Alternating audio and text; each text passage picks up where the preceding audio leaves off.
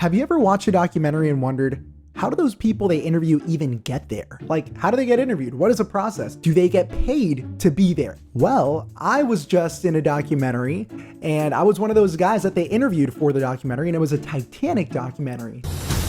Many eyewitnesses recall hearing a huge pop, like snap, and that was the rope breaking. So I can answer all of these questions and spill the secrets on what it takes to actually end up on the TV screen. Many passengers never recovered. All right, now before we jump in, I just want to say a huge thank you to all the new Titanic nerds that have recently subscribed to my channel. Here on my channel, we talk about the Titanic, disasters, and other historical events. So if that is what you're into, then please give this video a like and consider subscribing. Okay, so as I just mentioned, I was recently featured in a Titanic documentary that's currently streaming for free on Tubi. The documentary is called Mysteries from the Grave, Titanic, and it basically just re-examines the entire story of the disaster, the sinking. Basically, it presents the story and all the information that we already know very well to a new audience for the 110th anniversary. Okay, so let's start from the very beginning. So I know a lot of you guys know me from YouTube, but there's a big portion of you guys that know me from TikTok. So that has always been my my primary platform, I would say. That's when a lot of my videos really started blowing up. It was on TikTok. So a lot of you guys know me as Avila, the Titanic guy from TikTok. And that is how one of the producers found me for this documentary. So I started posting on my TikTok back in April of 2020. And I've grown my account to, I think we're over like 620,000 followers or something like that. Anyway, we have a lot of Titanic nerds on TikTok. So I get an email randomly one day from a representative saying that they're filming a brand new documentary and they're interested in talking to me because they saw my TikTok and they really liked the content. They liked how I told the story of the Titanic, so they wanted to chat with me and they were asking whether I would be interested in participating. So I read the email. I tried to do a little bit of research to make sure that it was a legit email because you get a lot of spam, especially with this stuff. There's always people wanting you to promote, random stuff. So I did a little bit of my homework. So I responded and I said, yeah, sure, I'd be interested to know more. So the producer emailed me back. We arranged a phone call and then I hopped on the phone. And the producer explained basically what the project was, right? It was going to be a brand new documentary that was going to be released in April of 2022 for the 110th anniversary of the sinking. And it was going to be streaming for Tubi. Now, if you guys aren't familiar with Tubi, it's basically like Netflix or Amazon Prime Video. It's a streaming platform that is 100% free. So you'll find a bunch of random stuff on there. Some good films, some original films, some random stuff. So I was like, okay, it sounds interesting. And then the producer started asking me about my history, basically being like, okay, so what's your story? Like, why are you obsessed with the Titanic? Tell me a little bit about you. So I told him, ever since I was a little kid, I saw a documentary. It really sparked my interest in Titanic, and then it's always been a part of my life. And then I started creating TikToks. And then in April of 2020, I had a viral TikTok talking about the drunk baker on the Titanic. And then I kept on posting videos about the Titanic, and pretty much my whole TikTok blew up. And then he was asking me to explain a little bit about the story of the Titanic. He was asking me some technical questions. He was asking me about, to give him some context behind what was happening when Titanic came about. Very specific things about the disaster just to gauge my knowledge and my passion and the way that I spoke about it. So I think the conversation lasted maybe around an hour or so. And then afterwards, he was very excited. He's like, listen, what I heard was really, really cool. Obviously, I can tell that you're very passionate about this.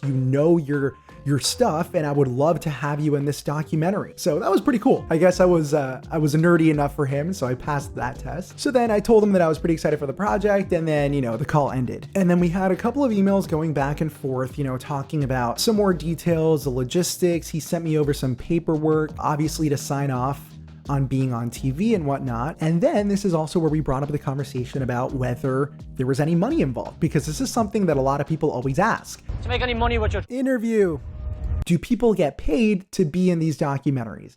And the simple answer is no. I don't want your money. You don't get paid to be interviewed. I think it'll be very hard to find a company that is going to pay people to do the interviewing. So no, I didn't get paid to be in the interview. However, I did negotiate to be reimbursed for my time away from work, because I was going to go away for 2 days, and they were obviously going to pay for all my flights, hotels, my meals, and everything. So there was money that I was paid as more of a reimbursement. Okay, so keep in mind, I think all of this was happening at the beginning of September of 2021. That's when we started the email communications and everything. We were going back and forth to figure out the best location to shoot at. Initially, they wanted to shoot at the Titanic exhibit in Las Vegas, and then that fell through. So long story short, they ended up selecting Boston as a location to film, because I'm based in Toronto. So Boston is it's less than an hour flight. It's very, very close.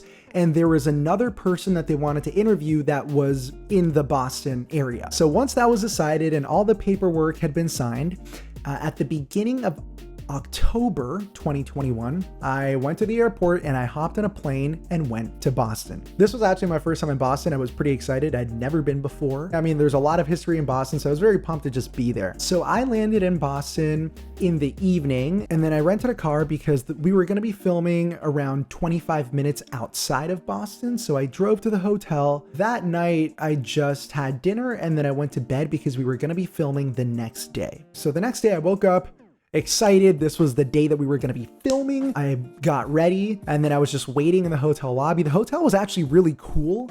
It was very modern. It had almost like this art deco style. It was really cool, actually. So in the morning, I was just waiting around. The production assistant came and got me. Then they had me do a test for the virus.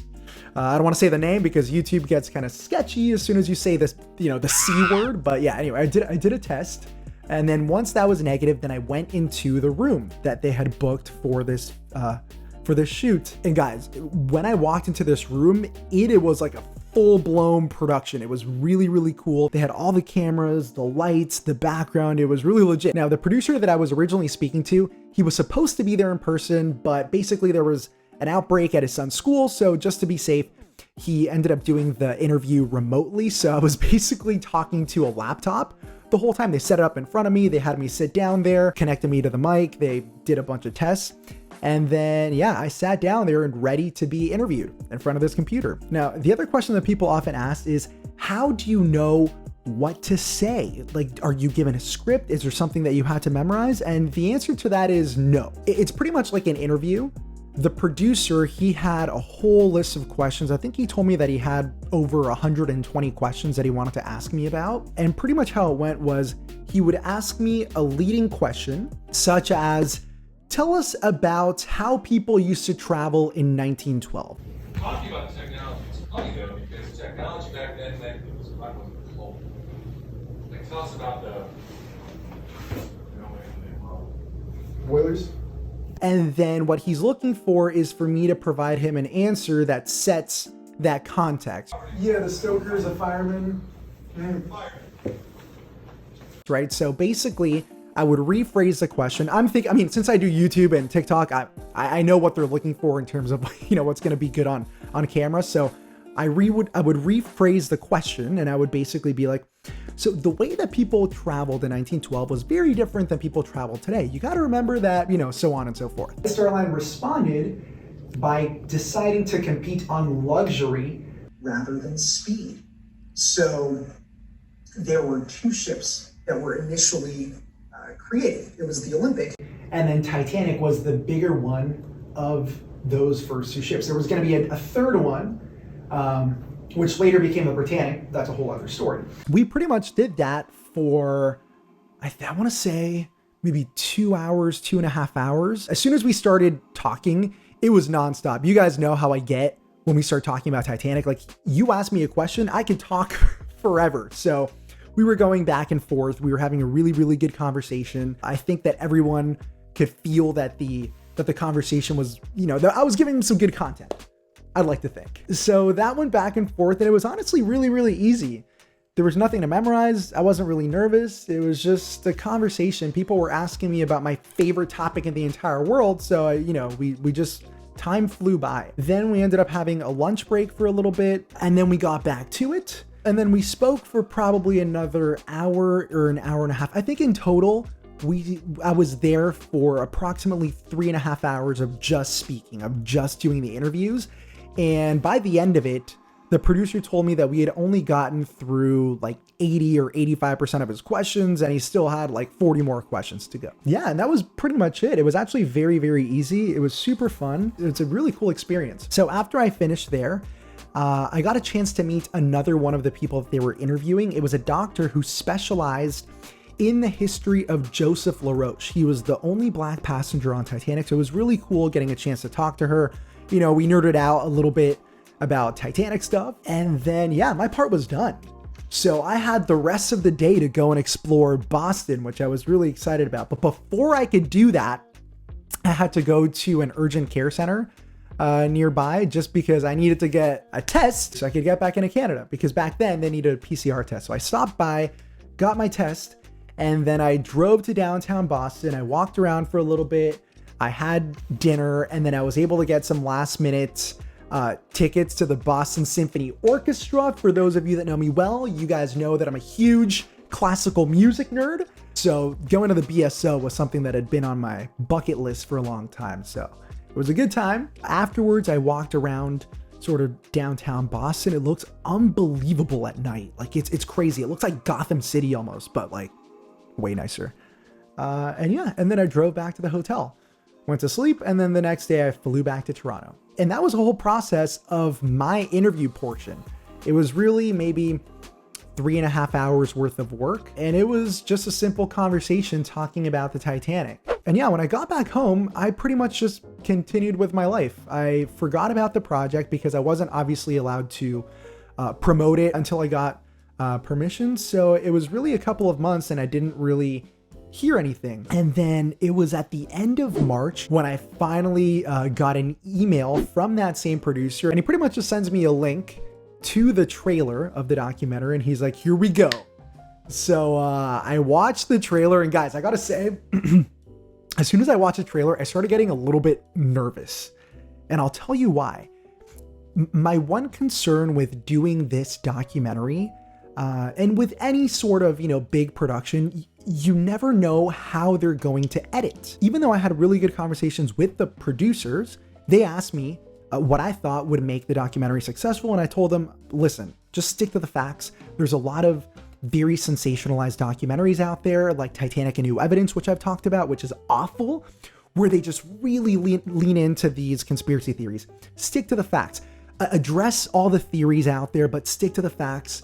And people in the Titanic community will really appreciate that. So even though I had those conversations, I was still nervous because you have no idea how they're going to produce everything and edit and the narratives that they're going to go with. So when I watched the trailer, I got really nervous because the trailer is quite sensationalized. You're looking at one of the greatest human disasters ever. You have the music. It gets only more amazing the more you know about it. We've never had this kind of obsession like the Titanic. They're really fascinating questions. And they're asking all of these questions. And the one portion where they feature me, why is it that Captain Smith ignored ice warnings? That was taken completely out of context. You know what I mean? So I got really nervous. I was like, wait, no. In that particular example, what I actually said was, many people often ask the question, why is it that Captain Smith ignored ice warnings? Well, he didn't. But in the clip, they just took me asking, why is it that Captain Smith ignored ice warnings? And I understand why they did that. I mean, they need to, get people excited, get people interested in watching the documentary. I mean, it's just a trailer. They could have easily rescued every single person. Could it get any crazier? So that's why I was a little bit nervous. I was like, oh man, is the whole documentary gonna be like this? Please let it not be. So when the documentary finally went live at the beginning of April, I was like, okay, let's watch it. And I watched it by myself. My heart was pounding because again, I didn't know which way they were gonna go. But guys, what I will say, after watching the documentary, I really enjoyed it. I was very satisfied with everything. I think they were true to their word in trying to stick to the facts. What you'll notice, for those of you that haven't seen it, I do definitely suggest it. It's called Mysteries from the Grave, Titanic. It's on Tubi, completely free. I'll leave a link here down in the bio, but I think it was very well done. Is it a little bit sensationalized? Yes, of course it is. You know, the music is very, very dramatic. The pauses are very dramatic. Those questions that they bring up, they are the traditional conspiracy theory questions. An Irish journalist found a photo that hadn't been seen. A fire had burned its way out and charred the outside of the ship. But what I will say is that whenever they bring up these conspiracy theory questions, such as like the coal bunker fire theory and all these different things, they bring up the questions, but then they have either myself or another one of these Titanic historians and experts explain the reality of it. So I thought they did a very fair job with that. Keep in mind that the audience for this documentary, it's not necessarily made for us intense hardcore Titanic nerds. This is more a documentary for the general population. So I think it's very educational. It's very entertaining. It is quite factual. And I think they did the story justice, I would say. Now, for the intense Titanic nerds, don't be put off by the really sensationalized trailer. Like I said, the actual documentary isn't so sensationalized. I mean, the music is pretty intense. The animations are very intense. The animations are actually done by Titanic Honor and Glory. I found out, and they did an incredible job. There were some animations there that I had never seen. I thought they were very, very cool. I think you guys will like them. So for my intense Titanic nerds, I enjoyed it, and I think you guys will enjoy it. It's crazy to think that, you know, me being 8 years old, just a nerdy little kid obsessing about the Titanic would eventually result in, you know, me being able to talk to you guys on YouTube about Titanic, on TikTok about Titanic, on Instagram, and then ending up on TV in a legit documentary talking about my favorite subject in the world. It's crazy to think about. It's really, really cool, actually. Anyway, there you have it, guys. That is how I ended up in a Titanic documentary. Thank you so much for watching this video, guys. Don't forget to subscribe to the channel, to like the video. As always, a link to all the merch is in the description, and I'll see you guys in the next one.